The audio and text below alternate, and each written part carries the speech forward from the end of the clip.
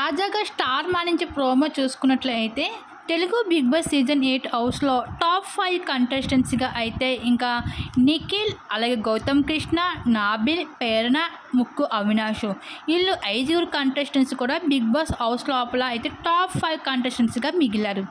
మరి ఈ 5గురిలో gold suit case ఎవరు తీసుకునే అనే ఛాన్స్ ఉందంటే గౌతమ్, నిఖిల్ వీళ్ళిద్దరూ అయితే ఖచ్చితంగా సూట్ కేసు తీసుకోరు అని చెప్పుకోవచ్చు. వీళ్ళిద్దరూ కూడా ఇంకా మిగిలిన ముగ్గురు కూడా కంటెస్టెంట్స్ కూడా ప్రేరణ, నాబిల్, అవినాష్ వీళ్ళ ముగ్గురులో ఎవరైనా సూట్ కేసు తీసుకోవచ్చు. ఎందుకంటే లియెస్ట్ ఓటింగ్లో అయితే వీళ్ళు ముగ్గురు ఉంటారు కాబట్టి వీళ్ళు ముగ్గురు మెంటాలిటీ కూడా సూట్ కేసు తీసుకునే మెంటాలిటీ. అంటే సూట్ కేసు తీసుకోకూడదు అని కాదు, తీసుకోవచ్చు వీళ్ళు ముగ్గురులో ఎవరైనా సరే.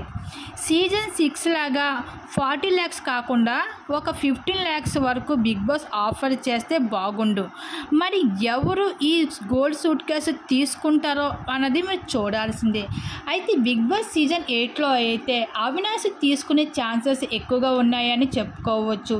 ఎందుకంటే అవినాష్ తన టాస్క్ పరంగా టాప్ 5 కంటెస్టెంట్స్గా నిలబడాడు కాబట్టి తను ఎక్కువగా తీసుకునే అవకాశం ఎక్కువగా ఉంది అవినాష్.